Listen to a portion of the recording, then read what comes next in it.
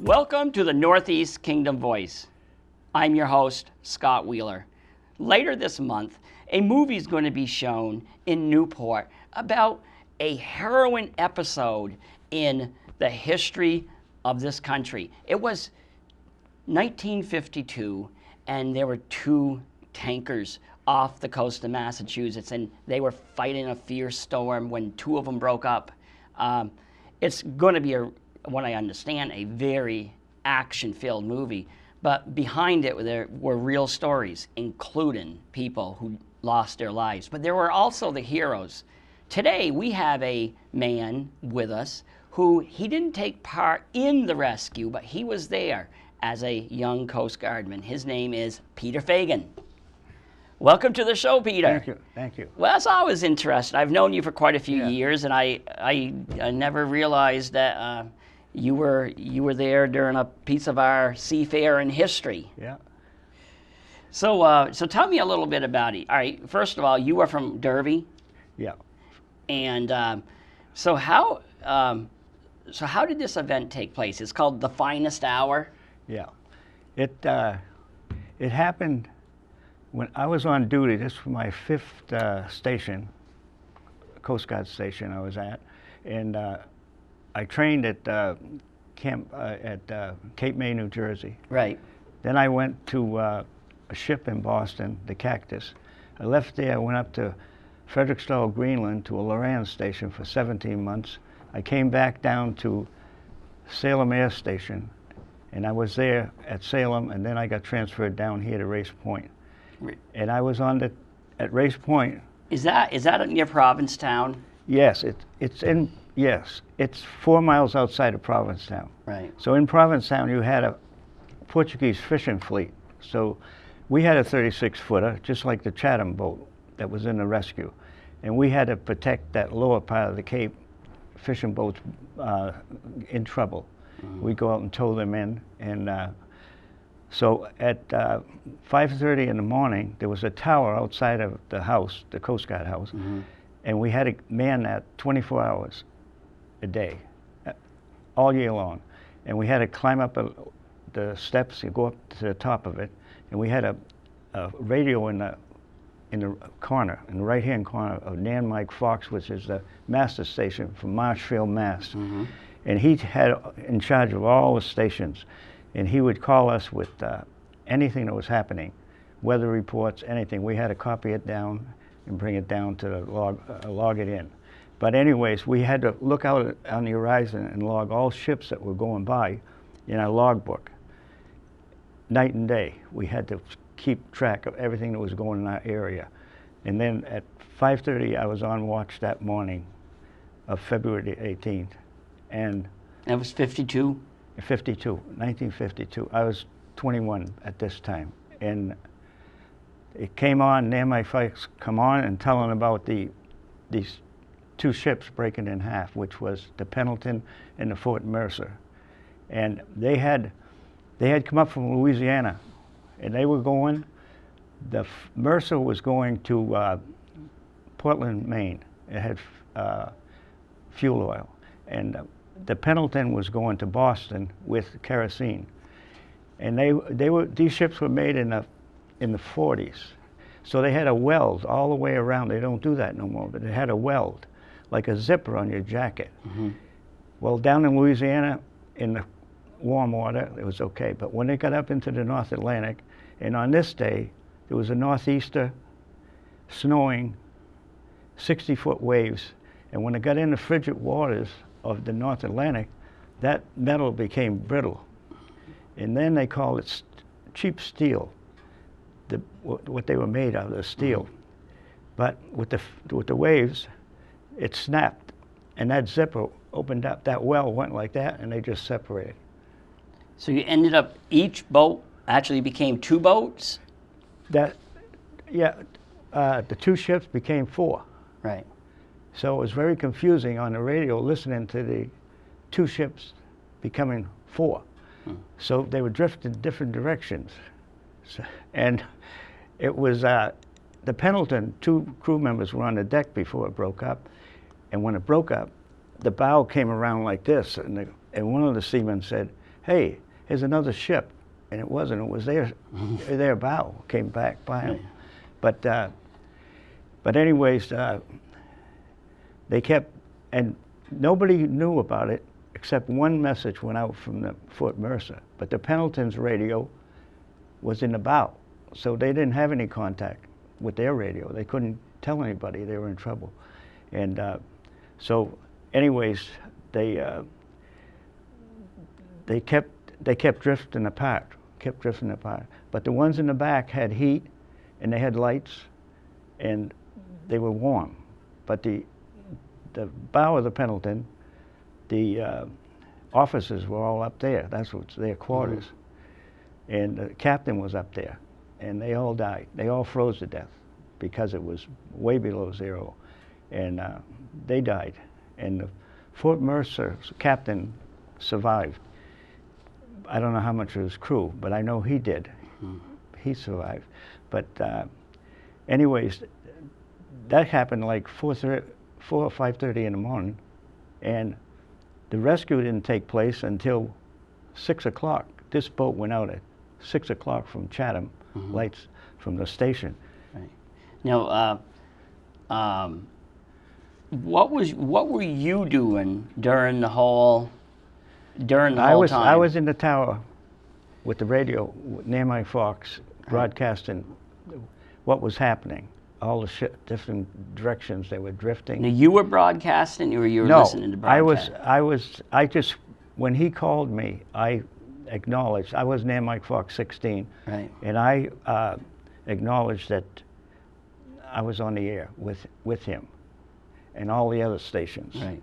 He informed us what was going on. Right. And could you hear the transmissions between the ships to land? No, I couldn't. I couldn't because, you know, the Pendleton didn't have any radio. Right. Just the Fort Mercer. And then they broke, and then they didn't have any radio. So they couldn't broadcast. Right. They couldn't broadcast. Now, how come they waited so long to go out looking for him? Was it because of the weather? No, they really didn't know that the Pendleton was broken up, and they had a message from there. But they didn't know till later on that they were in trouble. And the Chatham station had radar, and it was brand new to them. But they finally seen it on there, that the Pendleton was over here. Right.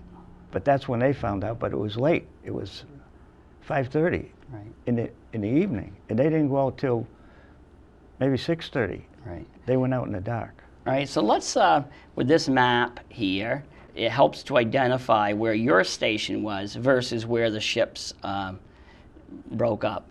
So did you know something, did you have an idea something big was going on? When I heard when the broadcast started, I did. Right. I did, up to that time, I didn't know anything like that was going to happen. Right. I knew it was a bad weather because the tower was shaking, and I knew that it was bad out there. But I didn't know until Mike Fox came on telling us what was going on. Now, if it had been closer to your station, would you have been the ones to go out and help the rescue? Yes. If those ships were coming our way, drifting our way, but Boston, the 1st Coast Guard District, didn't want us out there because the ships were drifting south, not north. Right. So if we came out, we had a boat just like this, 36 from 36-footer from Chatham. But if we went out, we'd have to buffer all those winds, and the engine was only like 95 horsepower with one propeller, a gasoline engine, and we would buffer in this weather. We wouldn't make it because they were drifting away from us. And then once you got there, there probably wasn't a lot you could do, because this is it a replica or the real boat that was used in the rescue? This is the real boat. Right. This is the real boat. It was, after the rescue, it was put in the woods there, and they were going to fix it and all this. But my boat in Provincetown was taken on the beach. Right. and burnt. They put gasoline on it and burnt my boat up. That was what, after, years later? After. Right. Not too far. There was another boat that replaced this, a metal boat with 2 engines. Right. So they went more than, and this boat was more safer than the one. So, so what did they find when the rescuers got to the ships? What did they find? When they had to go out of the Chatham Harbor, the Chatham boat, this boat, but there was 4 crewmen on it. Weber was in charge, the coxswain. Well, they got out, they got things together, they headed out. And that Chatham has a sandbar and shoals, and it's dangerous, even in good weather. But they made it, they made it out, and then they just got a little ways and a wave hit it. It took the boat right out of the water. Then it smashed down again. It took the compass and ripped it right off. It broke this windshield. It broke the windshield. The glass came back into Weber's face and in his the broken glass. But he kept going. He kept going, and he got out. It's at night now. It's dark, and they got out and they seen something quite a ways out, and it was the Pendleton, and it was just the stern, and the crew there had found a Jacob's ladder down below, an old wooden one. They took it up and they threw it over the side. So when this boat pulled up, there was a crewman up there on the Pendleton's stern, and he looked down. He says, "There's a little boat down here," and pretty soon they started coming down. So Weber didn't know how many people were up there. And this boat here only holds 10 survivors up in the front here. So they kept coming down the ladder, coming down the ladder. Pretty soon there was 20. Then there was 30. And then there was 32. And then Tiny came down. And Tiny slipped. But that ladder too was at some time it would go 30 feet out from the boat and slam back again.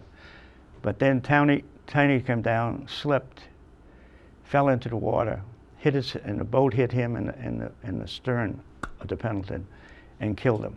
And they tried to pick him up, but he weighed 400 pounds, and they couldn't get him on board. So he made a decision either to do something with Tiny or go in. So he went in with these 32 he saved. So there was 36 on board, but 4 of the crew. So this boat was really sinking low. So he told them, he said, "Listen, if I get close to shore, jump off." But he made it to the harbor, and he made it back into the harbor. And he saved all of them. And what about the other survivors on the other ship? On the other, I don't know what happened on the Mercer, on the Fort Mercer. I don't know how many they got off the Fort Mercer. Right.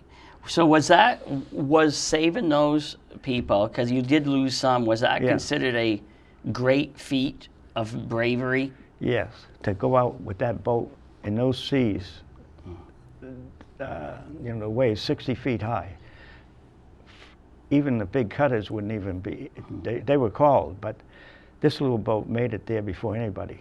And that was beyond, the Coast Guard motto is, you have to go out, but you don't have to come back. That's what they say in the Coast Guard service. You've got to go out, but you don't have to come back. So they were just, that was like a suicide mission, going out in those waves and that there. I'm kind of surprised, though, that if the ships broke in half, right? Right. And that they actually stayed afloat for so long. They did. Well, they had a weld, like this. Right. From that stern section and the bow section, and the oil was on the other side of that wall.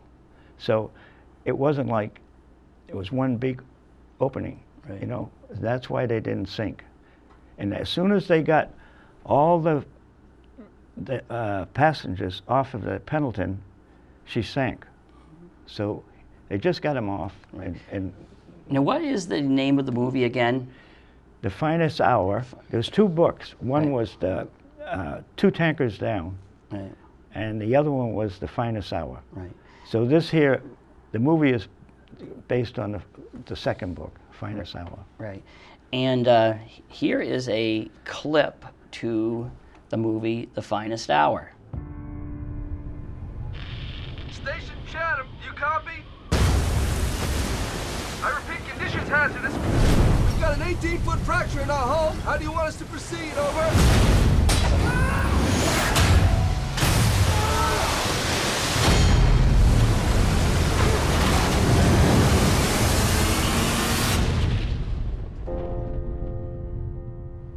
You know, they're saying this is gonna be the biggest storm that ever hit the East Coast. It's gonna be hurricane strength in an hour. If we make it out alive from the depths of the sea. What's this on the radio? Ship breaking up. She's a T2 tanker, split right in half. We got maybe 2-3 hours, and then we sink. The man in there don't know what he's doing. He's sending you out to die. On the Coast Guard, they say you gotta go out. They don't say you gotta come back in. No one's getting over the bar in this weather. It's a suicide mission. Please tell me we're taking that boat to a bigger boat.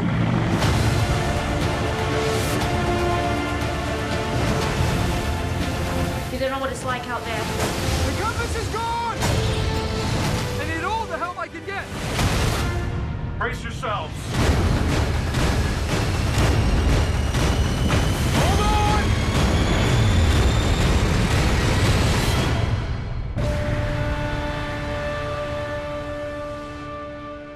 How long was it before you realized that, because you kind of knew something big was going on, but was it until the next day that you realized everything that had gone on, or did you? No, I knew right off. No. When that happened, because nothing like that ever happened before. We went out for fishing boats, pulled them in, that were broke down. But nothing as big as that never happened along the back shore. What kind of atmosphere was there in the days following? Was it excitement? Was it mourning? How, do you remember? Yeah, I know. It was kind of it was a shock to have that happen, because nothing like that ever happened before. But we were called from Washington, and we had a formation out front, and we were awarded something. I don't know what it was. Oh, you all were? Yeah, but this boat here has a ribbon right here, and Right. that's a gold ribbon. And see, it's a gold medal boat. So Weber was told after the rescue that he was going to get a medal, a Right. gold medal.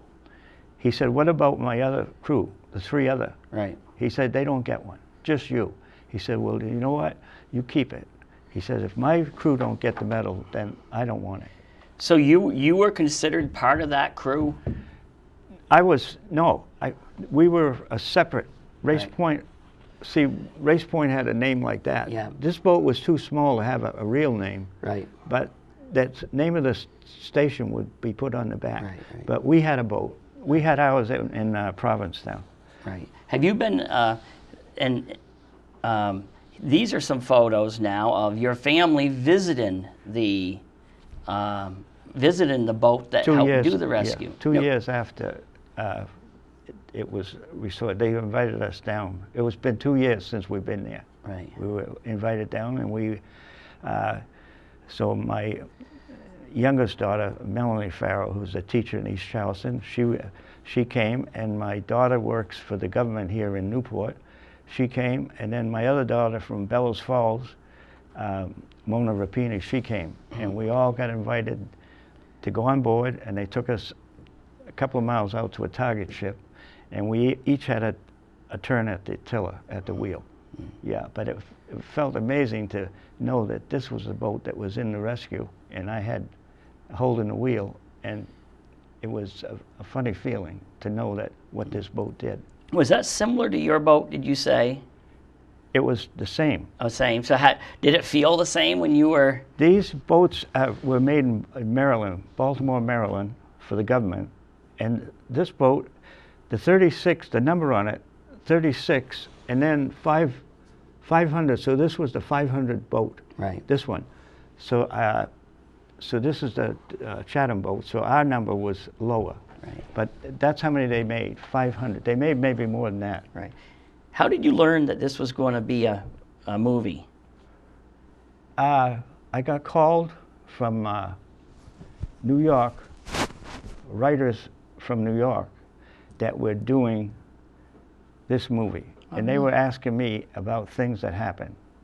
And I told them to go to the museum in Orleans, Mass, and they had all kind of things from the boat, the Pendleton. So I found out that the writers from Walt Disney had called me, wanting to know what I knew. And then,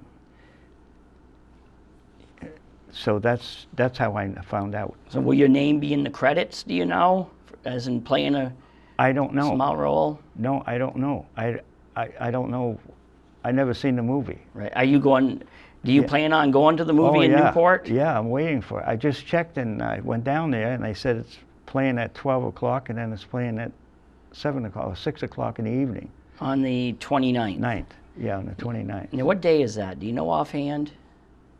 I think it's a Saturday, I think. Right, okay. Well, I'll Yeah. have Yeah. I'll have to look. Yeah. Now did you ever, it's been several decades since this took place. Yeah. Did you ever think that this is going to be a movie, or did No. it kind of surprise you? No, it surprised me. I didn't realize that they were going to, until the writers called me. And then I knew, too, is Duncan Kilmartin goes to the men's breakfast at the Derby Church, and his nephew is the sound man on the movie. So he kept me informed of what was going on. They made the movie down on the Cape. They had a big building they had things set up in. But Kilmartin knew everything that was going on, how that movie was being made, and he informed me of how it's coming along. So that's how I kept up with it. So you're excited to see it? Yeah. Yeah, I will be. Yeah. Maybe they'll give you a VIP seat. Yeah, but they said there's a love story on it between the Weber and his wife. They met on a telephone call. Right. Well, anyways, when I was up in the tower, we had no one to talk to except the switchboard. And this wasn't like a big city. This was a small town, and they only had like one telephone operator. So I would talk with the telephone operator at night to pass the time away. So this coxswain of this boat, they got married. So his wife, I knew his wife before he did. I never met her, but just the voice. And that would be strange too to see that in the movie. Of course, I think it's like most movies. I think there will be, because you know the real story. Yeah. I have a feeling this movie is probably a mix of history and a mix of fiction to make a movie. So you might be looking at it and say, well, wait a minute. I think sometimes movies kind of take a little liberties. Yeah. And, to make it more interesting. Yeah, because, but it must have been kind of a harrowing story for those people who survived and who were out there for so long and thinking that they were going to die. Yeah, they would have too, because that ship, that Pendleton Stern, sank right after they all left. As soon as after they left, it sank. So they would have been wiped out. So were those ships, you said they were built differently back then during the 40s. Yeah. Were they built kind of like that because they were hurrying up to get out ships during World War II, the 1940s? I think so. Yeah, because it says, like in here, it says it was made of cheap steel. So that was, it says cheap steel. So that was, they were made fast. Some of those Liberty ships were made about sometime a week or 2 weeks. They had a ship built, the Liberty ships. They were. My brother was in the Army in Europe, and he came back to the States on one. And in the Boston Globe, it had a Liberty ship at sea is breaking up. So they had cables they tied around to hold it together. But he survived and got home. But those Liberty ships were very cheap. They were made in no time in Kaiser, I think, shipyards. Yeah. So are any of your family members going to the movie with you? Oh yeah, I'm gonna. You're gonna have the my whole daughter's gonna go. Yeah, my wife's gonna go, and we're all gonna go. And yeah, because my daughter that works here in Newport, she lives in East Albany, so she's coming. And the one lives up in Holland, she's coming. So we're all going to go together. Right. So how many rescuers, was there only, how many people were on that little rescue boat when they went out and rescued? Four. And Four. So if that had been, if the tankers had broke up north, you could have been one of them. Yeah, I could have been. Yeah, if they came a little further toward our station, we would have had to go on out, and not Chatham. Now, do you think you would have done it without thinking? Do you think it would have been saying, boy, this is going to be tough? I would, but I wouldn't have no choice because you have to go. You know, it's your job. You know, there's no thing of saying, I'm not going to go. If they got the orders to go, then you go. Right. It's I don't know, it's a Coast Guard thing. You have to go. You have to go out, but you don't have to come back. Right. So no matter what the weather is, you go out. And this boat here is self-righting. This boat here will tip over and come right back up. You strap yourself in with straps. Right. There's 4 of you, and you strap yourself in the cockpit. And if she goes over, she'll come right back up again. So, and the boat that replaced it was a square back. It was metal, and it wouldn't go out. In a storm like this, that boat wouldn't go out because it couldn't survive. If it tipped over, it would stay over. Right. Yeah. Now, just the end is, you didn't actually stay with the Coast Guard. You were there for 4 years, but you went on to retire from the Air Force. Yeah. I don't know. I got out and I had a job in a factory where my father worked, and so then I just, I don't know, somehow or other, I decided to go in the Air Force, and I did. I went in and I put 16 years in, and the 4 years in the Coast Guard, and I retired. And I retired 1970, so I've been retired 45 years now. Well, so you had you have a quick, you put a quick career in there. Did you just out of curiosity? Yeah. So you've been totally retired, or did you, like a lot of people, they retire from one thing and move on to another? Or no, I worked. When I came to Newport, I worked at Sacred Heart for 5 years in maintenance, and then I went over to North Country, and I worked there for 25 years. Oh, okay. And I retired from The high school. From the high school, Right. from the municipal retirement. So they've been paying me, and the service been paying me, and Social Security. So I have 3 checks every month. No, but I worked 25 years at North Country. Right. So do you have any more words you'd like to tell the viewers? No, I think I told about everything. But it'll be interesting, and I advise people to go see the movie, because it should be very interesting. And I will be interested to hear what you think about it, because Yeah. just to hear, because I know you're going to find there's some Hollywood in it, because that's Yeah. what they've got That's to what do. that's but right. as long as they don't, as long as the facts remain Yeah, intact. that's right. So. Yeah.